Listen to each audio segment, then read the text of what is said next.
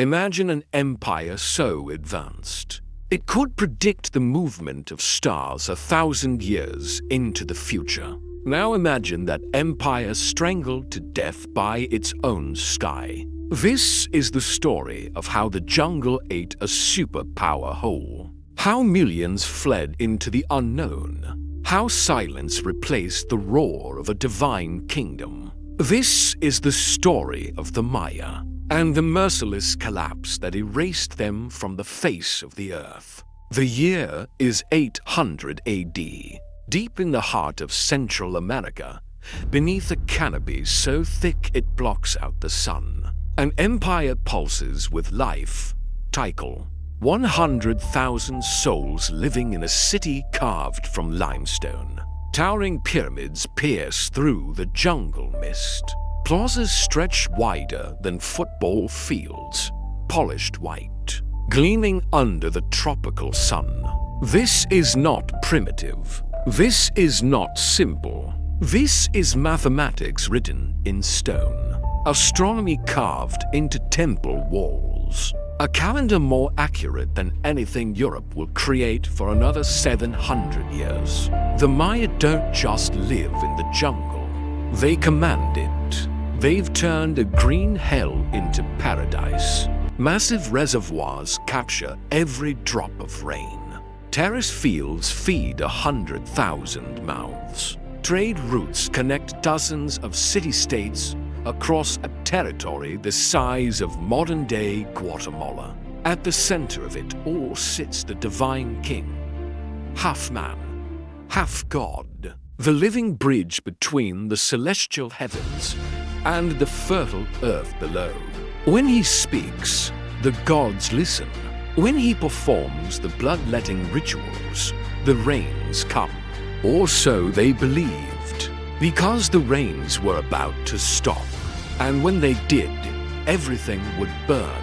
Tikal isn't just a city, it's a statement. Every pyramid declares, we are eternal. Every carved glyph proclaims, we have conquered time itself. The divine king sits atop Temple 4, the tallest structure in the pre-Columbian Americas. From here, he can see the smoke from 100 villages.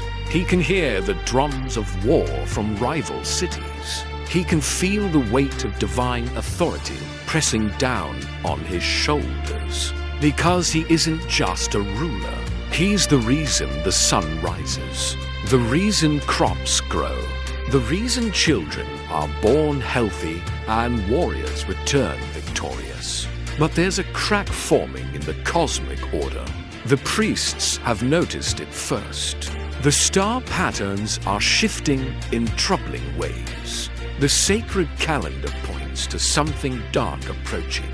And in the reservoirs, water levels are dropping. Just slightly, just enough to notice. Not enough to panic, not yet. The drought begins slowly, like a python tightening its coils. 1 year, the rains come late. The next year, lighter. The year after that, barely at all. By year 10, the sophisticated reservoir systems that once held millions of gallons are half empty, stagnant, breeding disease. The divine king performs the rituals, lets his blood flow onto sacred paper, burns copal incense until the temples are thick with smoke. The gods don't answer, and the people begin to whisper. But drought isn't the only killer choking the Maya. For centuries, they've been cutting down the rainforest, burning it, turning ancient trees into lime plaster to coat their magnificent temples in brilliant white. Every pyramid required the burning of an entire forest, and with every tree that fell, the land grew hotter, drier. The topsoil, once held firm by roots, washed away in the seasonal rains that did come. The heat island effect intensifies. The local climate shifts. The Maya have engineered their own environmental catastrophe. and they don't even realize it. But the worst threat isn't environmental, it's human. As water grows scarce, competition turns vicious. City-states that once competed through ritual ball games and symbolic warfare now fight to the death. Total war, no rules, no mercy. Calakmul attacks Tikal. Tikal retaliates against Karakol. Kopan turns on Quirigua. The trade routes collapse. The tribute stops flowing. Every city is now an island, desperate, starving, dying. The divine kings perform more rituals, more blood, more sacrifices. Still, the skies remain cloudless, and the people begin to realize a terrible truth. The kings are not divine. The gods are not listening, and the cosmic order is a lie. The breaking point comes not with thunder, but with silence. In Tikal, construction stops mid-project. A massive pyramid stands half-finished, its stones scattered across the plaza like broken teeth. No one bothers to continue, because there's no one left to impress, no god to appease, no future to build for. The psychological fracture is complete. For 1,000 years, the Mayan people believed in a sacred contract. We serve the king serves the gods provide the rain.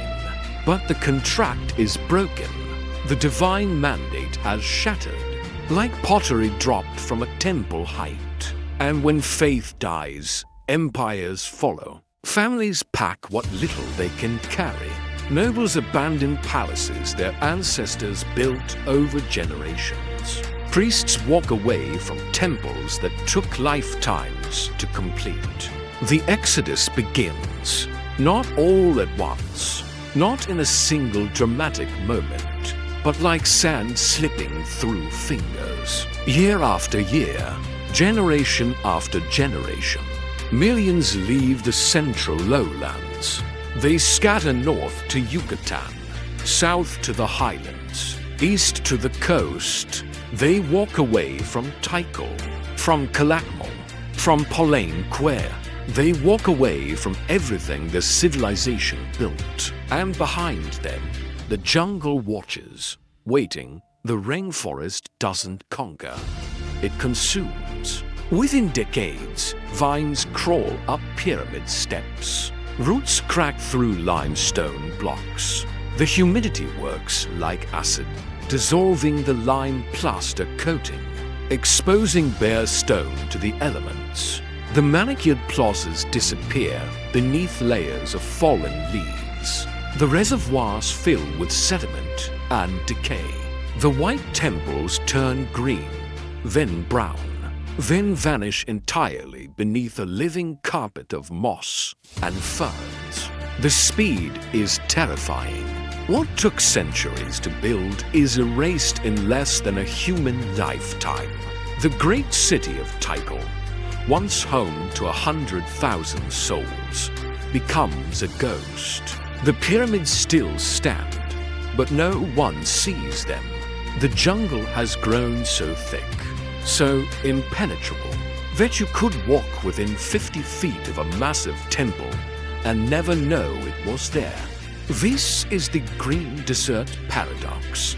The rainforest looks lush, alive, teeming with life. But it's a graveyard for civilizations. Because you can't farm dense jungle, you can't support large populations. You can't build an empire when every cleared field wants to return to forest. The moment you turn your back, the Maya learned to control the jungle for 1,000 years. But in the end, the jungle always wins. By 900 AD, the great cities of the central lowlands are silent. No drums, no chanting, no marketplace bustle, just the screech of howler monkey, the buzz of insects, the eternal drip of moisture from the canopy above. A superpower has vanished, and for the next 1,000 years, the world forgets they ever existed.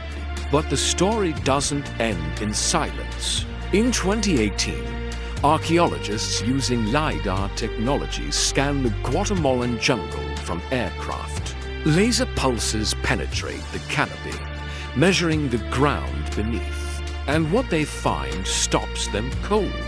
Tens of thousands of structures, hidden cities, roadways, fortifications, agricultural terraces spanning thousands of square miles, all invisible to the naked eye, all swallowed by the jungle. The Mayan civilization wasn't small, it was massive. They estimate the population of the Mayan lowlands at its peak may have reached 15 million people, more than London and Paris combined, all sustained in one of the most challenging environments on Earth. And when it collapsed totally. But here's what history often misses. The Maya didn't disappear. They survived. Today, 6 million Maya people still live in Central America. They still speak Mayan languages, still practice traditions that stretch back thousands of years, still remember the stories their ancestors told.